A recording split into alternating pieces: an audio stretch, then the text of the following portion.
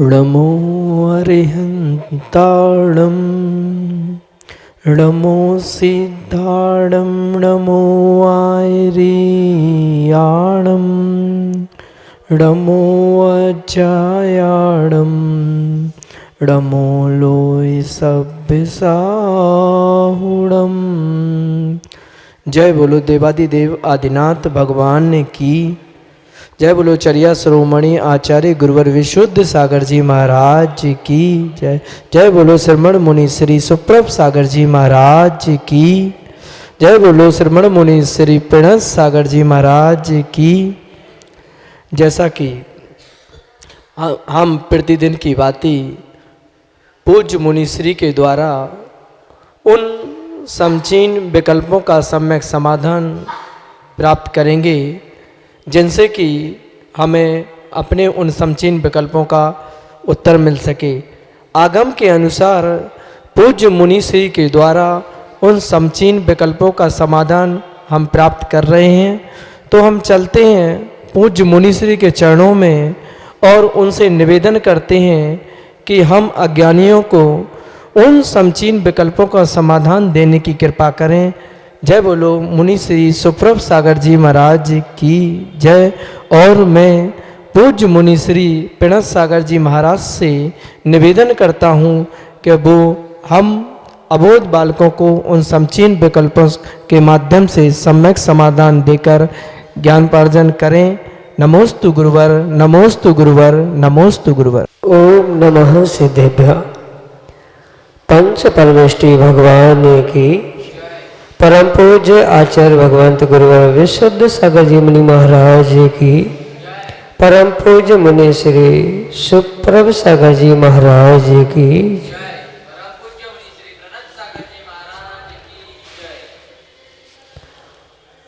साधु जीवन सौ पर कल्याण के लिए हुआ करता है और ऐसे ही सौ पर कल्याण करता परोपकारी आचार्य भगवंत गुरुवर विशुद्ध सागर जी महाराज के मंगल सुभाषित से परम पूज्य मुनि सुप्रभ सागर जी महाराज ने जो हम सभी अज्ञानी जीवों के लिए प्रश्ना नाम का स्वाध्याय सम्यक समाधान के रूप में प्रारंभ किया है। यह सब उनका अनन्य उपकार हमारे ऊपर है। ऐसे अनन्य उपकारी परम पूज्य मुनि श्री सुप्रभ सागर जी महाराज जो कि देश के विभिन्न अंचलों से अनेकानेक समीचीन हमें प्रश्न यहाँ प्रतिदिन प्राप्त हो रहे हैं और उनका सम्यक समाधान परम पूज्य मुनि श्री आगमोक्त विधि से प्रतिदिन हमें प्रदान कर रहे हैं। प्रारंभ करते हैं आज का सम्यक समाधान। और आज का पहला विकल्प ललितपुर उत्तर प्रदेश से श्रीमती संगीता जैन परम पूज्य मुनिश्री के चरणों में बारंबार नमोस्तु निवेदित करते हुए अपना समीचीन विकल्प रख रहे हैं कि महाराज जी आकाश द्रव्य अवगाहन देता है पर धर्म द्रव्य अधर्म द्रव्य और काल द्रव्य किस तरह से अवगाहन देता है। हमारे समीचीन विकल्प का सम्यक समाधान करने की अनुकंपा करें। नमोस्तु महाराज जी, नमोस्तु। ओम नमः सिद्धम। परम पूज्य आचार्य भगवान गुरुवर विशुद्ध सागर जी महाराज के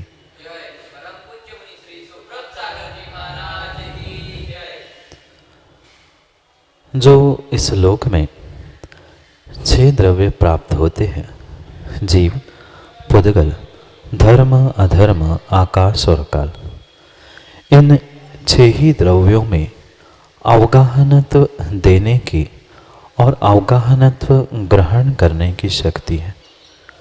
आज तक हमने मात्र अवगाहनत्व के विषय में आकाश द्रव्य को ही समझा था, अपितु एक जीव द्रव्य में भी, पुद्गल द्रव्य में भी और धर्म अधर्म काल द्रव्य में भी अवगाहना देने की शक्ति हुआ करती।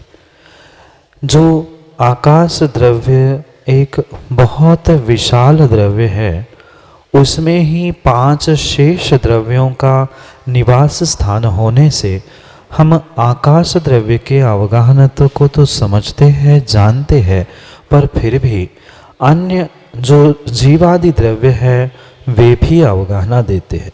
अन्य द्रव्य भी अवगाहना देते हैं। हम इस दृष्टांत से समझ सकते, जैसे आप एक जीव द्रव्य है तो जीव द्रव्य के साथ साथ जितने में जीव द्रव्य है, क्या उतने क्षेत्र में धर्म, अधर्म, काल आदि द्रव्य नहीं है?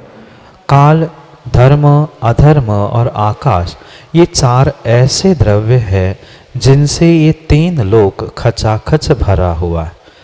हम जहाँ बैठे हैं, गमन कर रहे हैं, उठ रहे हैं, बैठ रहे हैं, उन प्रत्येक स्थानों पर ये 4 द्रव्यों का अस्तित्व हुआ ही कर।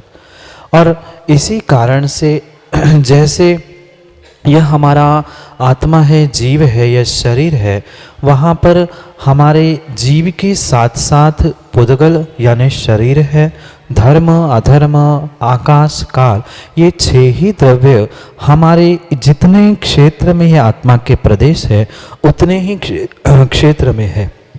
क्योंकि ये विशेष बात प्रत्येक द्रव्यों के साथ हमें समझने योग्य है कि जो ये प्रदेश हुआ करते हैं, चाहे जीव, पुद्गल, धर्म, अधर्म या आकाश द्रव्य के जो प्रदेश है, वह प्रदेश ही एक दूसरे को अवगाहनत्व करने की यानी स्थान देने की शक्ति को प्राप्त करते हैं। और इसी कारण से शेष सभी द्रव्यों में भी अवगाहनत्व शक्ति होती है। यह हम परोक्ष आगम के ज्ञान से और अनुमान के ज्ञान से समझ सकते।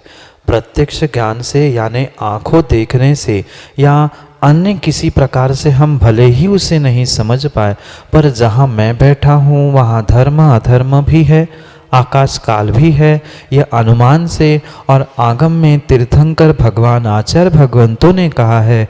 इन दोनों प्रकार से परोक्ष ज्ञान से हम ये निर्णय कर सकते हैं कि मात्र आकाश ही नहीं अपितु शेष 5 द्रव्य भी अवगाहना देते हैं। उनमें से आकाश द्रव्य का सामान्यपना ही उसका असामान्यपना है।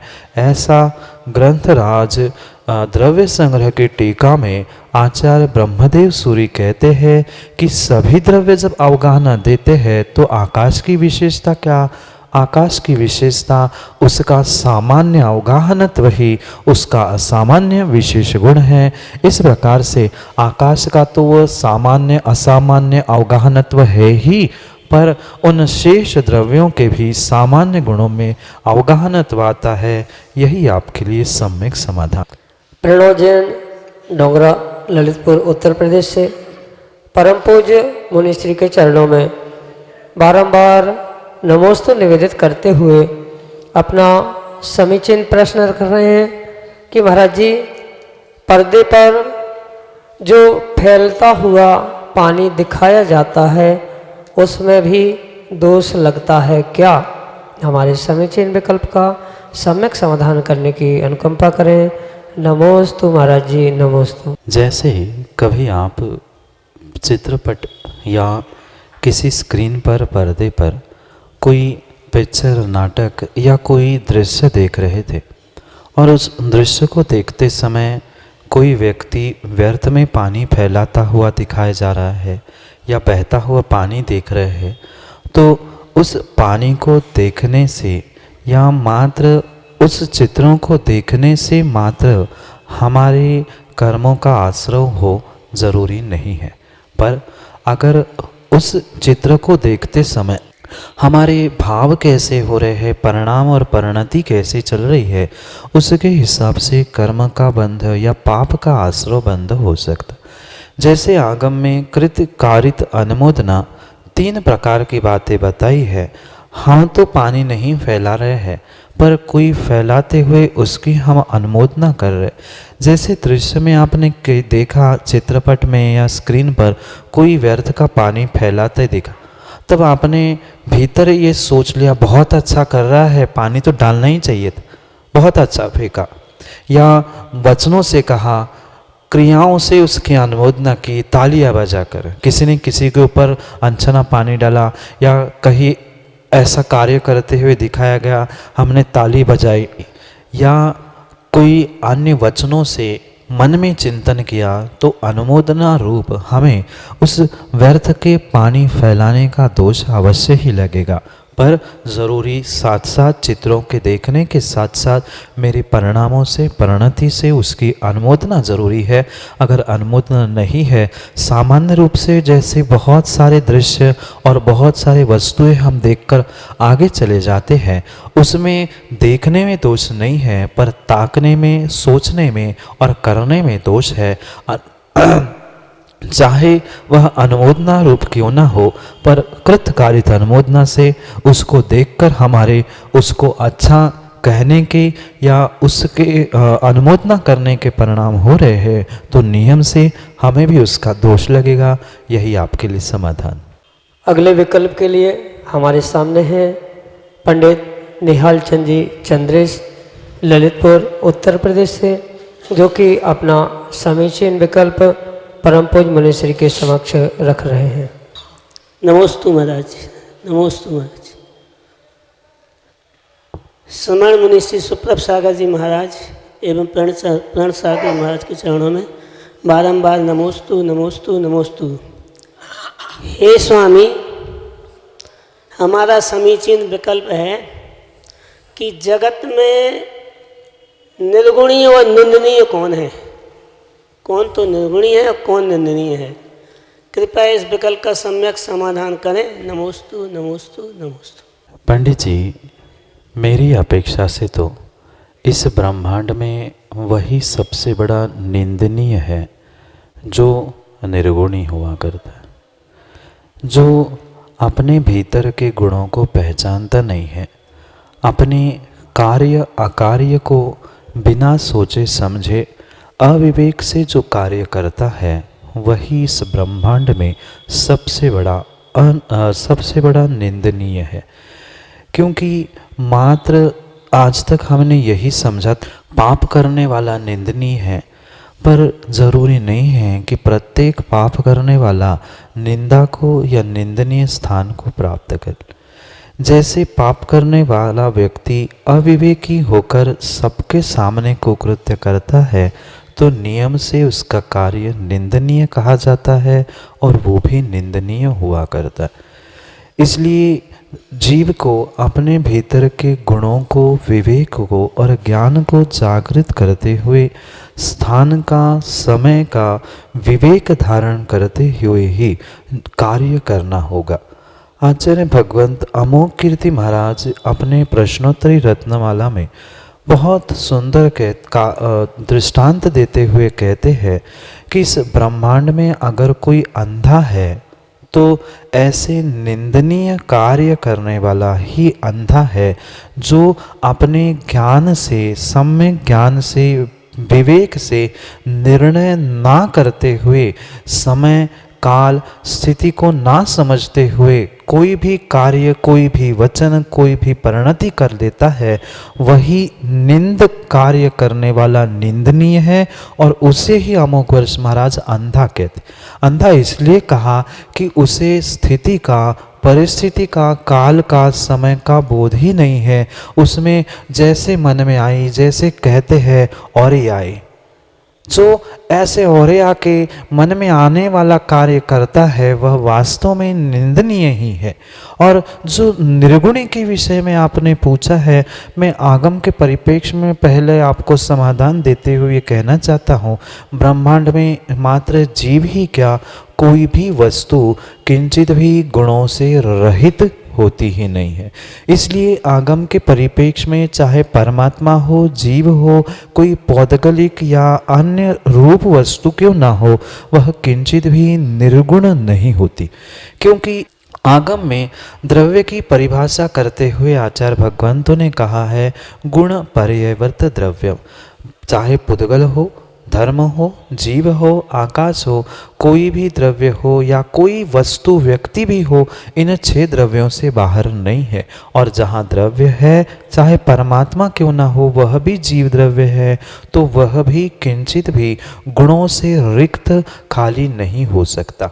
अगर हम अन्य दर्शनों जैसे रक्तांबरी बौद्धों जैसे अगर किंचित भी अपने आप को परमात्मा को निर्गुणी मान रहे हैं, तो हमारा काम बिगड़ जाएगा। क्योंकि जब निर्गुण परमात्मा निर्गुण ही हो जाएंगे, फिर वंदना किसकी? क्योंकि हमारा मूल सिद्धांत है वंदे तद गुण लब्धे। आपके गुणों को प्राप्त करने के लिए हम परमात्मा को नमस्कार कर रहे हैं, तो ये बात परम सत्य। चाहे अवस्था कोई भी क्यों ना हो, पर वह जीव हो, कोई वस्तु हो, कभी भी इस संसार में निर्गुणी नहीं हो सकती। अगर उसे हम निर्गुणी मान रहे हैं, तो वह वस्तु ही नहीं बचेगी, अपितु वह अवस्तु हो जाए। इसलिए इस संसार में कोई निर्गुण नहीं है, पर कथनचित अपने गुणों को जो नहीं जानता है, नहीं पहचानता है, जो अपने ज्ञान को, दर्शन, चारित्र को या अपने शक्ति को नहीं पहचान पा रहा है, कथनचित उसे हम निर्गुणी कह सकते। दोनों बातें करनी आवश्यक थी। आगम के परिप्रेक्ष्य में कोई भी वस्तु, कोई भी व्यक्ति गुणों से रहित नहीं है, क्योंकि द्रव्य है। पर फिर भी जैसे ज्ञानी पुरुष को भी हम अज्ञानी कहते हैं, ऐसे ही हम गुणी व्यक्ति को, जो अपने गुणों को नहीं पहचान पा रहा है, अपनी शक्ति को नहीं पहचान पा रहा है, ऐसे व्यक्ति को हम निर्गुणी कह सकते हैं। जो अपने गुणों को स्वीकार नहीं करता, पहचान नहीं पा रहा है, वही निर्गुणी है। और जो निर्गुणी बनकर, जो जीव निर्गुणी बनकर विवेक रहित परिणति परिणाम करता है, उसको ही इस ब्रह्मांड में निंदनीय कहा गया है। इस प्रकार से इन जीवों को निर्गुणी और निंदनीय कहा जाता है। यह आपके लिए समाधान। विद्वानों का प्रश्न विद्वत्ता से परिपूर्ण, तार्किक बुद्धि से युक्त हुआ करता है। ऐसे ही तार्किक बुद्धि के साथ अपना तर्कपूर्ण प्रश्न लिए हमारे सामने हैं पंडित संतोष जी अमृत, ललितपुर, उत्तर प्रदेश से, जो कि अपना समीचीन विकल्प परम पूज्य मुनिश्री के समक्ष रख रहे हैं। बोलिए चर्या शिरोमणि आचार्य श्री विशुद्ध सागर जी महाराज की जय। परम पूज्य मुनि श्री सुप्रभ सागर जी महाराज जी की जय। बोलिए परम पूज्य मुनि श्री प्रणत सागर जी महाराज जी की जय। परम पूज्य मुनि श्री द्वय के श्री चरणों में हमारा और हमारे परिवार की ओर से नमोस्तु नमोस्तु नमोस्तु। मुनि श्री, हमारे मन में एक समीचीन विकल्प बहुत दिनों से चल रहा है कि भगवान के समूह शरण में अष्ट प्रातिहारी होते हैं। आगम में इन्हीं अष्ट प्रातिहारियों का वर्णन हमारे पूर्वाचार्यों ने किया है, लेकिन वर्तमान में भगवान के अभिषेक के उपरांत 2 ही प्रातिहार्य, छत्र और चमर, ये 2 प्रातिहार्य ही स्थापित किए जाते हैं। शेष 6 क्यों नहीं किए जाते? अगर 2 प्रातिहार्यों से 6 का ही एक साथ हो जाता है, ऐसा क्यों? परम पूज्य मुनिश्री हमारे इस समीचीन विकल्प का सम्यक समाधान करने की कृपा करें। नमोस्तु मुनिश्री, नमोस्तु नमोस्तु नमोस्तु। बहुत अच्छा और बहुत सारों के दिल में कौंधने वाला यह प्रश्न आपने आज सामने रखा। यह परम सत्य है। तीर्थंकर के समोशरण में अष्ट प्रातिहार्य हुआ करते हैं और हम उन्हें 8 ही प्रातिहार्यों को भगवान के अभिषेक पूजा के उपरांत उनको स्थापित करने की शक्ति या भावना रखना, यह परम सत्य है। जो वर्तमान में मात्र 2 ही प्रातिहार्य रखने की जो परंपरा प्रारंभ हुई है, वह वास्तविकता में कोई आगम के परिप्रेक्ष्य में या आगम में ऐसा व्याख्यान नहीं प्राप्त होता कि क्योंकि समझना ये पूजा पाठ समय समय पर कई स्थान और क्षेत्रों को लेते हुए बदलते चले गए। कुछ काल पहले पूजा पाठ अभिषेक पाठ कुछ और होता था और आज समय में कुछ अभिषेक पाठ और हो गया। शांति मंत्र कुछ और थे, अब और कुछ जोड़कर शांति मंत्र शांति धारा आदि प्रारंभ हो चुकी है। पर यह बात भी सत्य है, जिन बातों का आगम के परिप्रेक्ष्य में कोई उल्लेख नहीं है, उन बातों को हमें बहुत सोच समझकर और विवेक पूर्वक उनको क्रियान्वित करना परम आवश्यक हुआ करता है। जो ये मात्र हाथ ढोरने से, क्या हाथ ऐसे करने से क्या वह चमर प्रातिहार्य स्थापित हो गया? हाँ, अगर करना ही था तो साक्षात चमर लेते, चमर ढुराते और फिर चमर विराजमान करते। और छत्र की भी बात है, जो अभिषेक कर रहा था वो अकेला ही छत्र ले और छत्र चढ़ा दे, प्रातिहार ही चढ़ाने हैं तो वही चढ़ाए। पर फिर दूसरे लोग जो ऐसा करके भगवान के ऊपर हाथ रख रहे हैं, ये कहाँ तक उचित है? एक बहुत बड़ा सोचनीय विचारणीय प्रश्न है। क्योंकि समझना, प्रातिहार्य भेंट करना या चढ़ाना, जो वस्त्र सोले के वस्त्र आदि पहन रहा है वहाँ तक तो फिर भी उचित था, पर जो अन्य महिला आदि भी उसका वह चढ़ाने की क्रियाएं या ऐसा ऐसा कर रहे हैं, बहुत सारा विषय हमारे ही अन्य आमनाओं से प्रभावित होते हुए उसको यहाँ पर धारण किया गया है, ऐसा मेरा अभिप्राय है। क्योंकि हमने देखा है जो ये परंपरा है, ऐसी कई सारी परंपराएं श्वेतांबर आमनाएं में चलती है, उस चमर ढुराने की परंपरा को हमारे भी परंपरा में लाया गया है। इसलिए यह वास्तव में, अगर जैसे आपने पूछा कि फिर दो को ही क्यों, अन्य भी शेष जो 6 प्रातिहार्य है उनका भी कुछ प्रतीकात्मक क्रियाओं को हमें वहाँ विराजमान करना चाहिए। भक्तांबर में जब उसके 8 अलग से काव्य दिए हैं, हमारे पास प्रतीक नहीं है, कम से कम हाथ जोड़ के फिर उन 8 ही प्रतीकात्मक उन भक्तांबर के काव्यों को पढ़ना अनिवार्य था। पर मात्र 2 करने से क्या होता है, यह वास्तव में एक विचारणीय और आप जैसे विद्वानों को बैठकर निर्णय करने योग्य क्रिया है। क्योंकि यह क्रिया मात्र श्रावकोचित है और इसका निर्णय श्रावक करे तो ज़्यादा श्रेष्ठ होगा। इस विषय में हम इस प्रकार से भी इसको समझ सकते हैं कि कथनचित अगर इसको हम किसी प्रतीकात्मक रूप में अगर कर रहे हैं तो वहाँ तक फिर भी स्वीकार है, पर प्रतीक सबका होना चाहिए था, सबका नहीं है तो कम से कम साक्षात उन्हीं द्रव्यों के साथ उसकी प्रतीकात्मक क्रिया होनी चाहिए थी। मात्र असोले के वस्त्रों में महिलाओं के द्वारा ऐसा करना, ऐसा भगवान के ऊपर हाथ करना, यह किंचित भी समझ में नहीं आता। और यह भी बात परम सत्य है, चढ़ाने का मतलब एक बार चढ़ा दिया पुनः वही उठाकर पुनः चढ़ाना, यह किंचित भी आगम के परिप्रेक्ष्य में नहीं है। कई सारे क्षेत्रों में भी हमने देखा है, आज आप जाकर छत्र चढ़ा के आ गए, कल पुजारी उसको निकलता है, चंद्रेश जी पहुंचेंगे वही उसको बेचता है, पुनः वही लगाते हैं। ये मात्र पैसे कमाने का साधन बन चुका है। वास्तव में ऐसी किंचित भी आगम में परिभाषा या व्याख्या नहीं है। जो एक बार परमात्मा के चरणों में समर्पित कर दिया, चढ़ाया गया, वह आने वाले सभी व्यक्तियों के लिए निर्माल्य स्वरूप ही है। इसलिए पुनः उसे उठाकर चढ़ाना, जब थाली पूर्ण ऐसी करके चढ़ाने पर थाली को निर्माल्य का दोष लगता है तो वह पुनः वही सामग्री लेकर हम चढ़ाने के भावों से उसी को कैसे चढ़ा सकते। ये वास्तव में विचारणीय सोचनीय विषय है, इस पे गहन विषय पर चर्चा होनी आवश्यक है। पर साथ साथ हमें ये बात भी और अच्छे से पंडित जी समझनी होगी। माना कि किसी के पास पूरा समय नहीं है 8 पद्य पढ़ने के लिए और उसमें से एक आध पद्य उसने पढ़ लिया और उन 8 का प्रतीकात्मक 1 या 2 में संकल्प करके भावना ये भाई है कि हाँ ठीक है 8 नहीं सो 2 सही, 2 नहीं तो 1 सही, कुछ नहीं तो हाथ ही जोड़ लिए, इस अभिप्राय से अगर भावना से कोई कर रहा है तो कथनचित वो भी स्वीकार है। पर उसके भाव, उसकी भावना क्या है, ये समझना आवश्यक है। पर मुझे लगता नहीं है कि कोई ऐसा सोचते हुए करता है। बहुत सारी क्रियाएं आज वर्तमान में देखा से कि प्रारंभ हुई है, वह देखा से कि ना हो उसके पीछे श्रावक का विवेक होना बहुत आवश्यक है।